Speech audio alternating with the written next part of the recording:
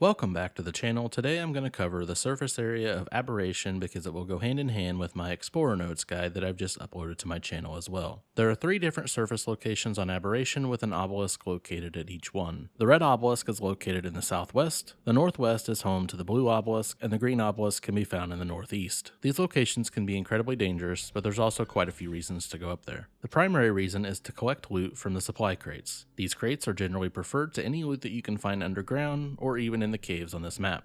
I'll put a link in the description to the wiki page, which provides a list of all possible items you can find in these drops. The southwest surface area has always been the best place for me to go because it seems like more drops spawn there compared to the other 2 areas. The second reason to go up there is you can find some pretty valuable resources, such as metal, crystal, obsidian, oil, and element ore. The third thing that brings people to the surface is taming an aberrant Fasolasuchus. I haven't personally done this, but I've heard it's much easier to do on Aberration compared to Scorched Earth simply because of all the metal spawns that can be found up there. The fourth reason is when preparing to take on Alpha Rockwell, you will need to visit the surface to hunt an Alpha Reaper King. Upon killing it, you will receive an Alpha Reaper King barb, which is one of the tribute items you will need to initiate the Alpha Rockwell boss fight. Finally, the fifth reason people typically visit the surface is because of the charge nodes. You may be asking yourself what the big deal is when there are so many of them already available underground. Well, the ones you can find underground are simply charge nodes, whereas the ones that can be found on the surface are actually called hypercharge nodes, and they function exceptionally faster than the normal ones. When it comes to charging batteries, the nodes underground take about 2 minutes and 40 seconds to fully charge up to 10 batteries. On the surface, this process only takes about 50 seconds. But the biggest difference in the 2 nodes comes when crafting element. In the underground nodes, after crafting your element, the node will shut down for a 2-hour cooldown. On the surface, this cooldown is only 40 minutes. Now that I've covered the main reasons to go up there, let's talk about when it's safe to actually do so. In ARK Survival Evolved, everyone was used to being able to enter and exit the surface locations at the same time. It didn't matter if it was a 50-50 day, a 90-10 day, or a 90-10 night, you could safely go up there at the same time and leave before 5:30 AM without burning to death. However, in ARK Survival Ascended, everything has changed, and the time you're allowed to safely be on the surface completely depends on what day number it is and which surface area you're trying to access.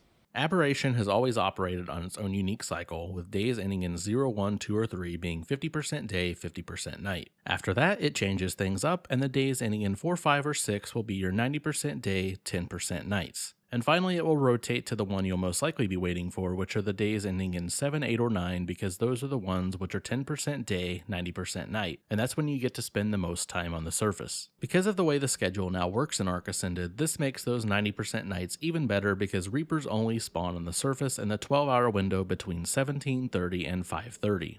If you want to avoid Reapers entirely, the 90% nights give you an opportunity to do so. There's a small window prior to 17:30 that you can go up there, and a much larger window after 5:30, which gives you time to explore without the hassle of being chased by Reapers. I do want to mention that you always need to be mindful when the day cycles shift, because you may go to the surface on day 53, but when that clock hits midnight, it's going to turn to day 54, which means it's now operating on a new cycle, and you may need to leave at a different time than expected.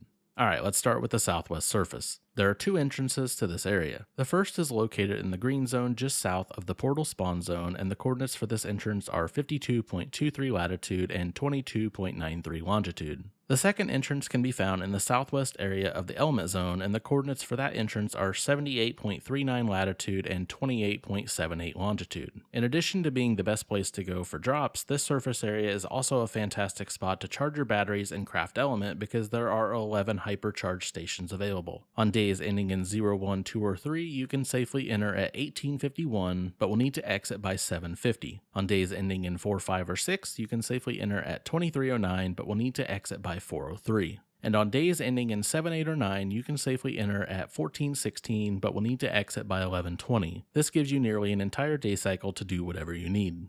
Next, we're going to move on to the northwest surface area. This one only has one entrance in the fertile zone west of the fertile lake, and it is located at 19.44 latitude and 27.20 longitude. Be careful though, because there are mushroom spores just inside the entrance that will cause you to hallucinate, so you'll want to be equipped with either a hazard suit or have some of the brown mushrooms on hand to combat that mushroom spores debuff. This surface area is the smallest of the 3 and only holds 3 hypercharge nodes. On days ending in 0, 1, 2, or 3, you can safely enter at 1851, but will need to exit by 650. On days ending in 4, 5, or 6, you can safely enter at 2309, but will need to exit by 226. And on days ending in 7, 8, or 9, you can safely enter at 1416, but will need to exit by 1107.